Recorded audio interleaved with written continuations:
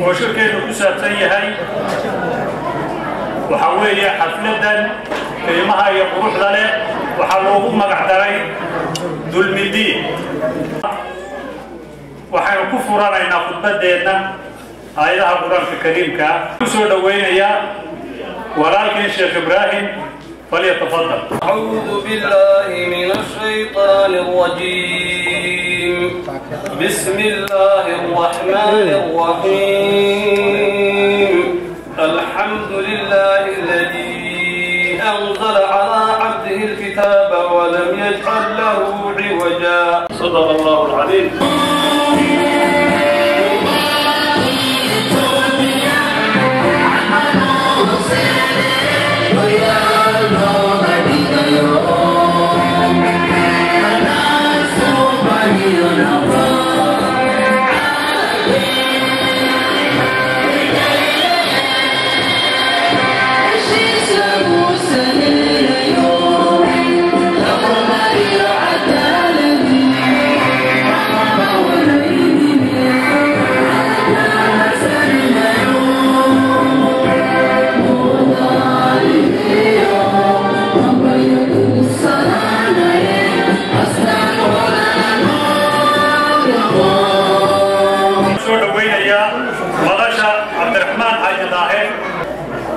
بسم الله الرحمن الرحيم. توكل على شركة صوت الله أساسي.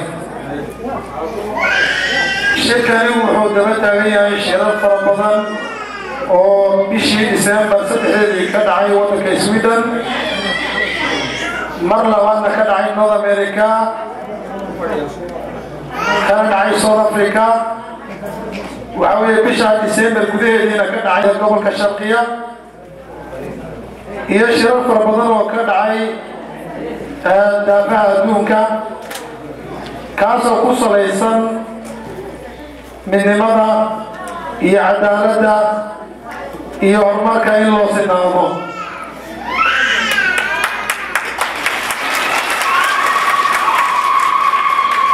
عدالة مناسبة أقيم بأمة أوردن مكي عدالة جبتو ويدغلا وقتي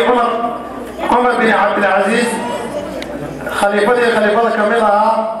وحل وهي عدالة مركو سمية حتى وحل وهي وحس كده قاطع عمل إلى صدقاء على سيوة مسكين تاسنا صلى الله عليه وسلم ما دام إنه ضد الإسلام الله تذكر حكمك إنه عينا إمامك لدي يساي أي تدي هند المسلمة وحين ورد وديقان كاس بلعنا 8 مليون كله ليه وحدنا هي وحوية وعدالة الرضو وحي أرسلت بربر وحي أرسلت دباتو وحي أرسلت نبيانات وحي أرسلت إن وحويتك ولا لها ولا شيء marka ujeedada shirka loo qabtay dad gaar ah laguma abaarayo qabiil gaarana looma qabanin marka horeysa waxa loo qabtay dulmiga iyo cadaalad darrada laga tabanayo nimanka booli qaran ee xukunka maanta haya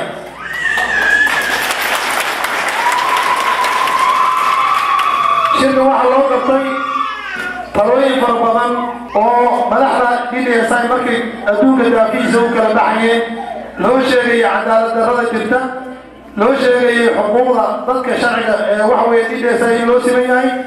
loo sheegay halkay sabtu ka qurantay laakiin dagalaynu duleeyay iyo gabalaan u duleeyay noqdeen inaan halkan baaq uga dirno dowladda federaalka Ethiopia رئيس وزراء إثيوبيا قلها برلمانكا iyo dhammaan dowladda Itoobiya oo dhan iyo xisbiga dimuqraadiga shacabka Soomaalida Itoobiya marka hore waxaan leenahay ra'iisul wasaaraha Itoobiya ato Hailemariam Desalegn inuu wadanka isaga ra'iisul wasaare ka awood ugu badan iyo sharci ugu badan isagu xaq ayuu siinaya inuu wadanka ku soo dabaalo nidaam iyo kala dambeyn iyo sharciga mar labaad golaha baarlamaanka federeeshinka Itoobiya waxaan ugu baaqaynaa dastuurka meeshan ku fadhidaan in lagaga tuntay oo lagu tacadiyay oo dadkii ay matalayseen ee ku noolaa DDSI iyo gobolada kamid Ethiopia in lagu tuntay iyadoo inaad dib u saartaan guddi baarlamaan oo xaqiiqo raadisa oo tacadiyada jeelka dadka ku jira loo diro DDSI iyo goboladaas waxaan mar labaad xukuumadda federaalka Ethiopia kabinetkeeda ka codsanaynaa inay guddi xaqiiqo raadina u dirto dadka jeelasha ku jira ee dambiga lahayn in maxkamadda la saaray in cadaaladda loo keenay ee waxa weeye hebel baa walaalkaayo mucaarada lagu xirayo inaan u tagtaan oo deegaankii aad tagtaan oo xaqiiqo raadin iyo waxa ka jira soo aragtaan aad iyo gabagabadii baaqaas waxaan rajaynaynaa inuu gaadho idaacadaha meesha ka soo qayb galay waxaa kamid ah idaacadda kalsan waxaan ku soo dhawaynayaa madasha maxamed axmed suuro inaan ka hadlo dhowr qodob dhowrtaas oo ah hormuudka shirarka uu yahay garaadku beesha siyaasiyiintooda iyo caqilintoodu ay hogaaminayaan oo ah in la leeyahay waa dad nabadiid maaha dadkan dad haddii loo aanaynayo nabadiid anaa joogay goobta ahaan jiray waana maxamed suuro waxaan ahaa sideed sanaanaa duurka ku jiray maantana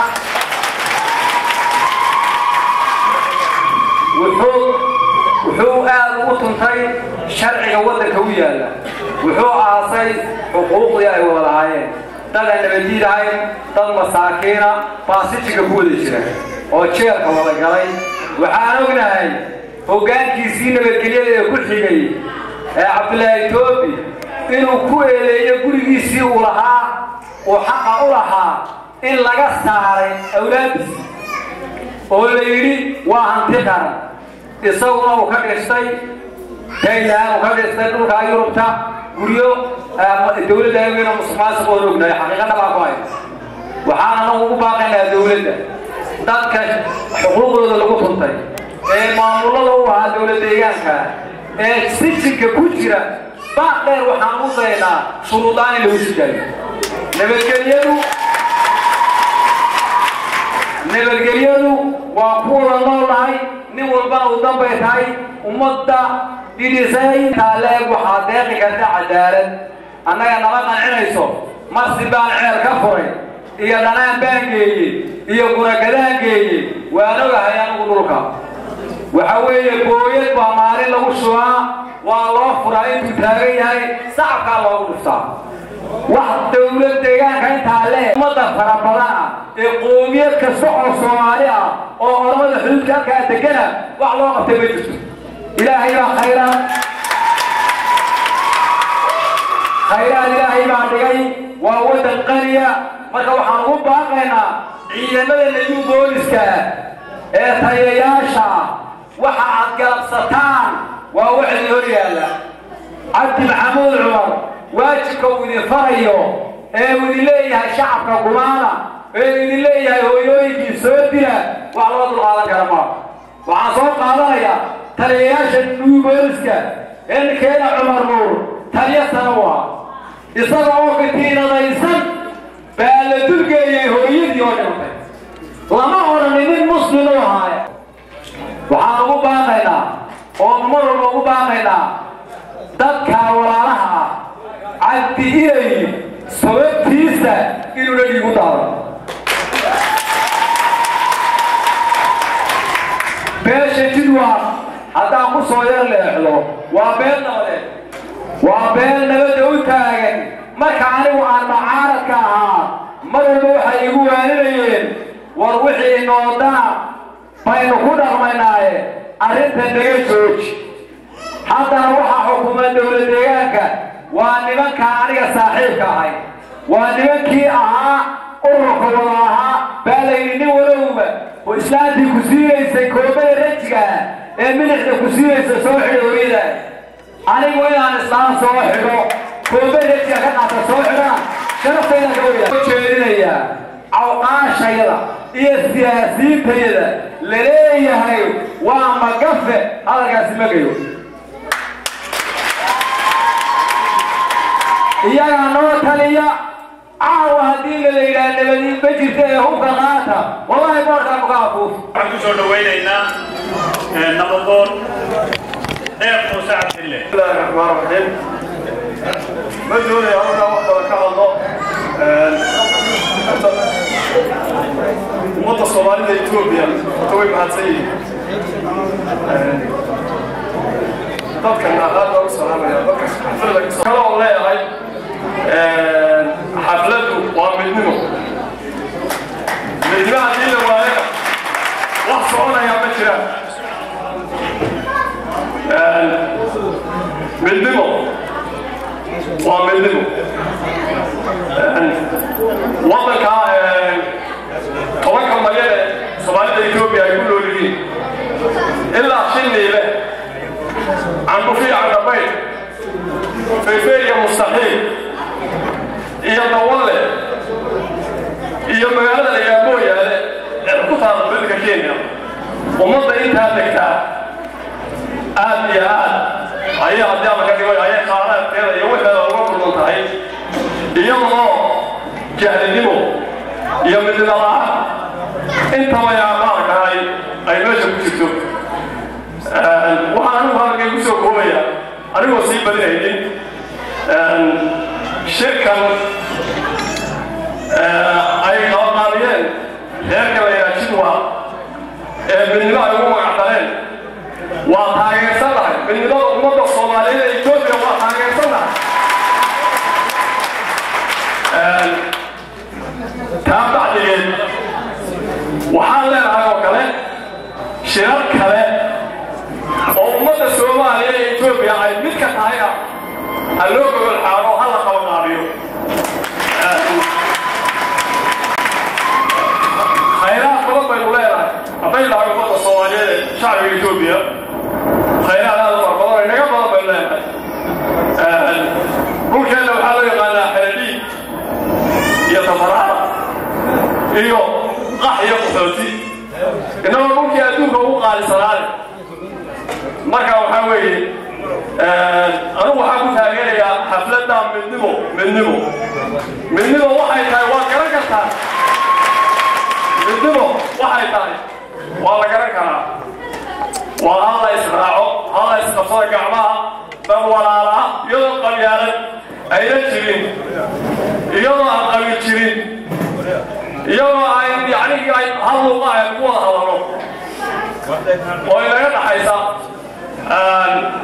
دوينا اللي يقالوا علي عبد الله وأنا نتقعد معانا تسوي دوينا ساعة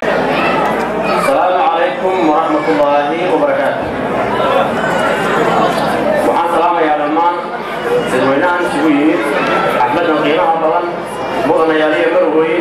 وأنا السنتي.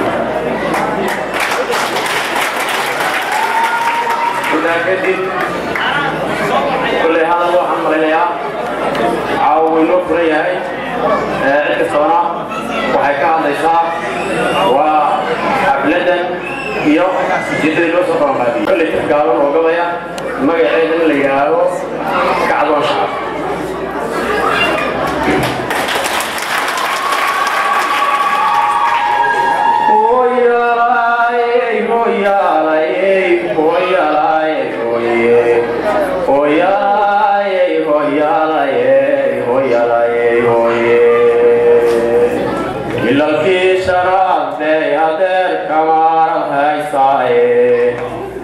dadkii kugu kalsoona haddaad kala habayn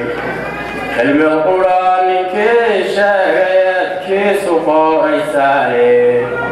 ku yar iyo ku weyn baa xabsiga lagu kaxeeyaaye sidii geerku laga oday baad ka qiiroodee waxaan dooni baan idin dareensiiye isku duubni baan doonayaa waanan deentaniye kala daadsanaantii horaantiidayoo nacaye kala daadsanaantii horaantiidayoo nacaye dawa caafimaad iyo dabeel khaylabaa sugiye daruur iyo daruur khaylabaa sugiye tuuyadoortii barqaada doobcuntaa sugiye doobka caana waa u soo dhisoo diiran baa sugiye doobka caana waa u soo dhisoo diiran baa sugiye dadweynuhu nimuu doortayoo daacadaa sugiye danta shacabka wiidoojiyo deeqsiyaa sugiye عبد الستار محمود عيد. السلام عليكم ورحمة الله وبركاته. سلام عدد القرآن الكريم أداتي شعب DDSI. سلام كتير. Somali itu waxay tiraahdaa haddii lagu sheego waa la sheegaa haddii lagu sheegana waa la sheegaa anigu waxaan ahay Cabdisataar Maxamuud Ciid jaaliyadda DDSI ee Sacuudi Carabiya ninkii dhalay baan ahay anaa aabba ugu ahay ayagoo jeelasha ku xaraysan oo aan aaminsanayn Itoobiyaanimada iyo federaalnimada aan aaminsanayn ninkii uu istaagay jeelasha ka saaray baan ahay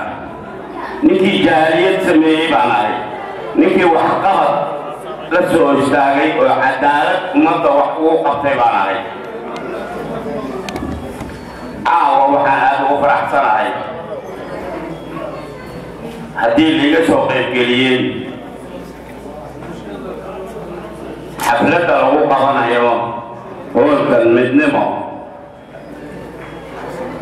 dad baa waxay la guuxayaan xaafaddu ma aha muxaafad adeer waxaan idiin sheegay xafladdan waa muxaafad waxay diidan tahay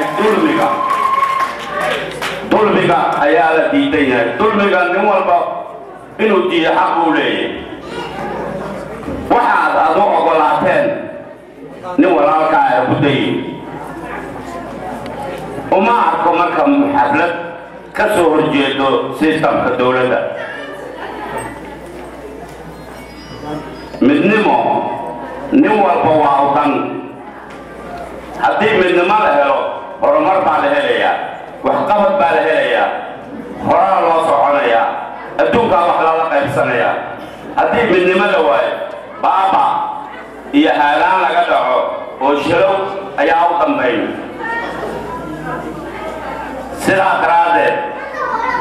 xafladdu waxaan idiin sheegayaa idinka iyo kuwa dhegaysan doona dhammaantiina waxaad ogaataan waxaad inay tahay wax loogu talagalay in lagu gaaro horumar iyo wanaag iyo wada socod laskula duubay ee dhammaanteen DDSI nama anfacdo waxa weeye dulmiga iyo cadaalad darrada iyo xaq darrada nama anfaco waxaana anfacada midnimada lagu soo dhaweeyay mikrofoonka gudoomiyaha joogda Axmed Nuur Shucayb falyatafadal. بسم الله الرحمن الرحيم أنا أقول يا مرحبا أحمد نور شعيب يا مرحبا أوركا هرمرنتا يا من دولة جدوى وحان هذا السلام يا رمان تلوينها كسوق الحفلة الآليات وقيمها بدن آلك وقارئة وحان سلام يا رقميتك waxaan salaamayaa dhalinyarada waxaan salaamayaa aqoon-yahaniinta waxaan salaamayaa haweenka waxaan salaamayaa baha saxaafadda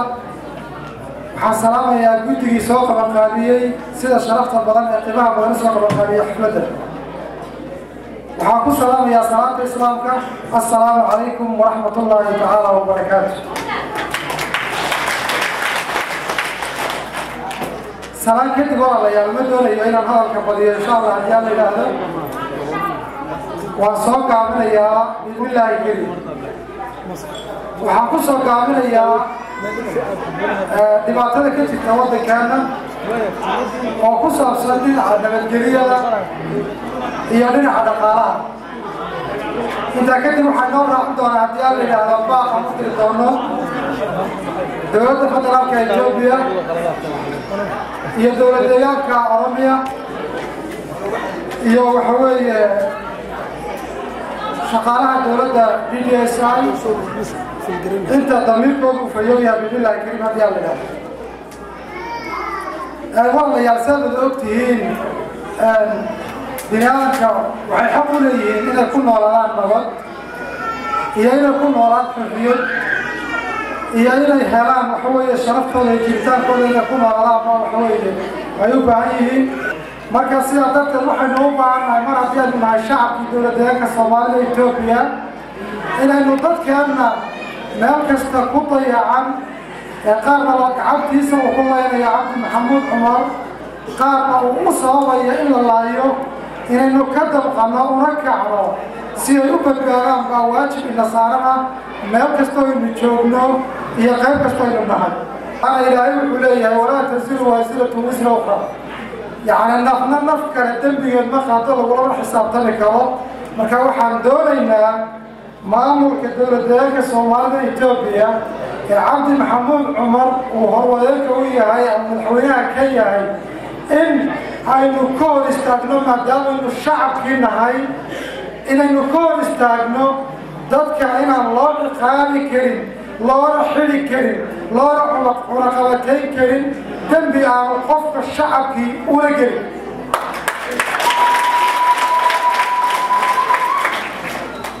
qofka shacabka ah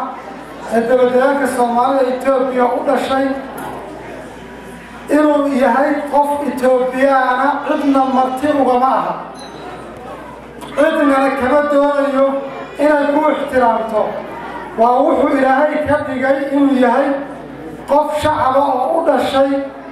wadanka iska leh xaq iyo xuquuq leh isagu waxna diidi kara waxna dooran karo isaguna wuxuu gaabi karo sida awgeed cidna isagoo marti u ahayn waa inuu helaa xurriyad waa inuu helaa nabadgelyo waa inuu helaa nolol asaasi ah intaba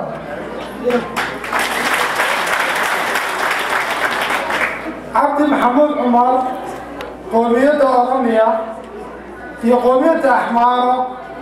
markii ay dowladda federaalka Itoobiya ay ku kaceen ayaga oo ka cabanayo doonaya xuquuqdooda dastuuriyadooda asaasiga ah Tigray iyo Oromo nama kala xigaan Tigray iyo Axmaar nama kala xigaan dhammaantayada waxaan nahay dad shacab oo Itoobiyaan wada ah isla markaana xaq u leh inaan xuquuqdooda ka helo dowladda federaalka Itoobiya taas ayaa keentay shacabkeenii ku dhaqnaa dowladdeegaanka Oromiya in la xasuuqo marka waxa weeye waxaan cadaynaynaa dalka Itoobiya inaan cidna marti uga ahayn la Tigray iyo Axmaaro iyo Oromo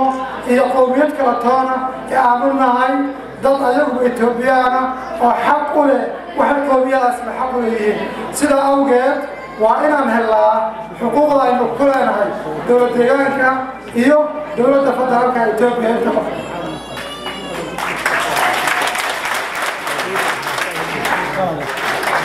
waa inaan helaa dowlad inaga ina matasha oo inagu soo dooranay oo inaga inoo shaqaysa oo qofka mas-uulka lagu xulan doono insha Allah haddii la yidhaahdo muxuu dadka u qaban karaa iyo muxuu dalka u qaban karaa waa inaynu meesha ka saarnaa dowladdan ama xukuumaddan waa inaan meesha ka saarnaa u keennaa xukuumad loo dhanyahay ay dhammaan beelaha Soomaaliyeed ee dowladdeegaanka Soomaalida Itoobiya u dhashay ay ka wada tirsan yihiin kana dhex muuqdaan iskana arkayaan dhinaca ganacsiga adduunku wuxuu isugu jiraa ganacsi iyo dowlad waxaad ogtiin ganacsigana looma ogolo dadku inay si xor u ganacsadaan looma ogolo waayo waxaa keenaysa ma jirto cid kula tartamaysa quality-ga iyo cid kula tartamaysa sicirka intaa midana ma jirto qandaraasleyda isaga unbaa ah ninka guddoomiyaha mashaariicda bixiya isaga unbaa dhisa wixii ka soo hadhaa maadaama shacabka dowladdeegaanka Soomaalida Itoobiya leeyahay waa in ay dadku ganacsigooda xor u noqdaan siyaasadana la isugu yimaadaan laga wada shaqeeya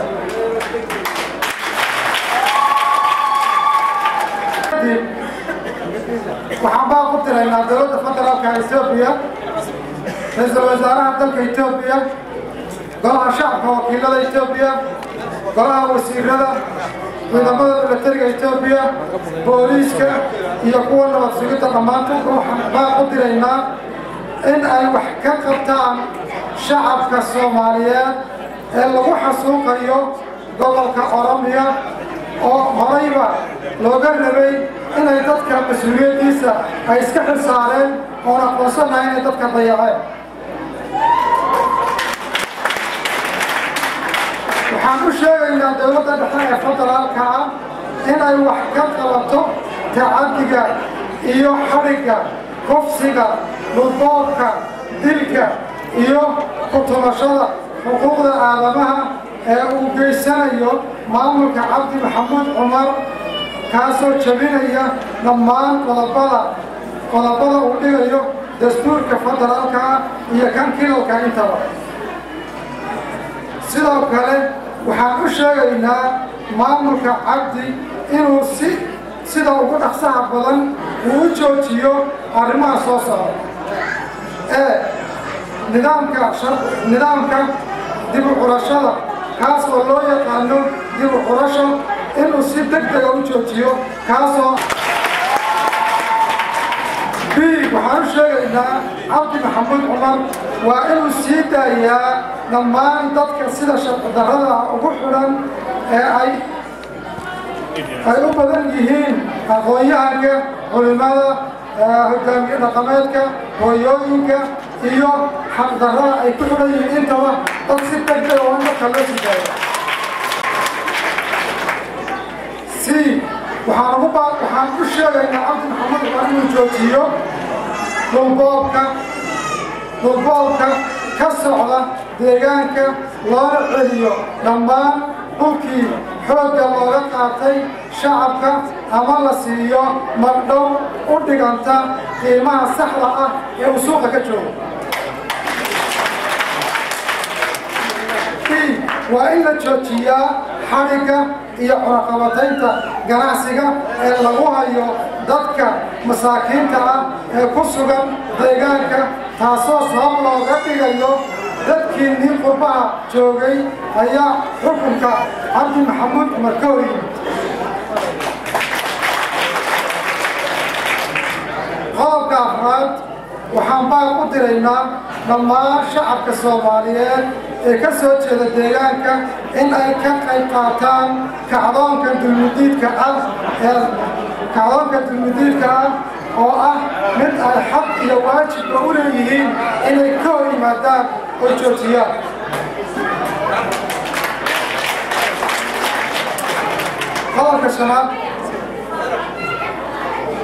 qodobka shanaad waxaan diraynaa maamulka Oromada inuu sida ugu dhaqsaha badan wax uga qabto laynta iyo xasuuqa loo geysanayo dadka shacabka ah ee ku dhex nool deegaanka maamulka Oromada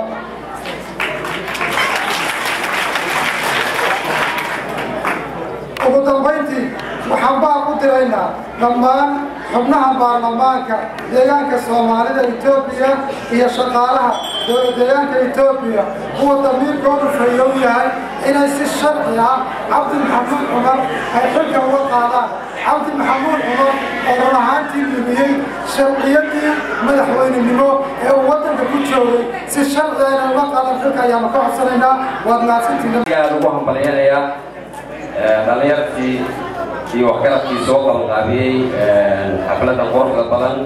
ee lagaga soo horjeedo cadaalad darrada laguna diidayo dulmiga waxaa kaloo idin leeyahay dulmigii waan diidnay uma dulqaadanayno waxaan wadajir gacmaha isku haysanaa inaan dulmiga iska qaadno sharafteena iyo cidigeenna aan wadajir u soo celino qaab dastuuri ah oo sharci ah oo nidaamka islaamka iyo nidaamka xeerarka qoran oo dal inagoo isku diiban oo midnimo ah hadduu ilaahay yahdo shacabka inay ogaato oo baaq u diraya kooxdan booli qaran uma ummadani waa ummadii dawladda dhistay shirkan magaciisu uu yahay dulmidii daba socdana shirarkii hore uga dhacay Sweden, London iyo North America intaba mahadcelin kadib waxaan halkan ka soo jeedinayaa laba qodob oo aan isleeyahay malaha muhiimka ummadda Soomaaliyeed ee lagu laayay balbalayntii Naasireed iyo magaalada Addis Ababa intaba oo loo laayay dhibaatadii uu geystay maamulka booli qaran ee hadda ka taliya dowlad deegaanka Itoobiya. marka hore waxaan mahad iska leh ilaahay oo inoo suurtageliyey xafladan qiimaha iyo qaayaha leh ayaheena iyo masiirkeena aan kaga tashanayno qaabiyasha soo qabanqaabiya xaflada qiimaha badan ee kasoo qayb qaatay dhalinyaro iyo odayaal iyo cuqaal iyo hablaba iyagana waan u mahad celinayaa waxa weeye wax guud oo dadweynaha deegaanka Soomaalida Itoobiya uu wada leeyahay oo nin walba taabanaysa weeye waxaan meeshan isugu nimid sidaa aawadeed waxa hormuud u ah oo muftaaxa ku rogay haddii la yiraahdo beesha la yiraahdo Jilwa oo boqortooyadii Absama maadaama boqortooyadii ahayd xaq bay u leedahay xaqna waa ka saaran yahay deegaanka Soomaalida dadka ku nool inay u hadasho oo haddii la yiriiri iyo dib wixii ay qabaan inay toosha ku ifiso xaq bay u leedahay beesha hadalkii inta hadda aan nahay sagaalka gobol ee wadanka ku yaala meel walba xasuuq baa ka dhacay yaa ka riday ismaamulkii inaga laga siiyay baa ka riday waa mid reereed waa mid midnimo oo Soomaalida kilalka degan dhamaanteed ay u wada socoto inay hesho cadaalad sax ah oo xaqaani ah. Assalaamu alaykum wa rahmatullah. waxaan salaamayaa marti sharafta ka soo qayb gashay xafladan qiimaha iyo qaayaha badan aad baan u salaamayaa gaar ahaan DBS waxaan nahay gabdhaha dowlad deegaanka Soomaalida ka soo jeeda gaar ahaan beesha Jilwa waxaan dalbanaynaa cadaalad baa dadka deeqda cadaalad hadalka ma sii balinayo mid waa cadaalad midna waa daryeel midna waa dadnimada dowlad deegaanka Soomaalida Itoobiya waxaan leeyahay Cabdi Maxamuud Cumar dowlad deegaanka Soomaalida Itoobiya madaxweyne u tahay madaxweyne ma tihin qabiil madaxweyne waxa tahay dowlad deegaanka Soomaalida Itoobiya waxaan leeyahay ayso biyaanu gelinay biyaha taa walba roob uu noo dii jiray mushkilad ma laha laakiin aan waxaan toos u abaanayaa dowladda federaalka Itoobiya Cabdi Maxamuud Cumar nin ay shacabku soo doorteen oo meesha ay keeneen ma aha waa nin loo soo diray gobolkan tala dowladda dhexe iyo shacabka u dhaxeeya sida la ogeey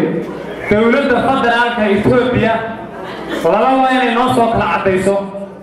in ay raali ka tahay tacadiyada iyo xadgudubka iyo dilka iyo kufsiga iyo boobka uu ka wada Cabdi Maxamuud Cumar wadanka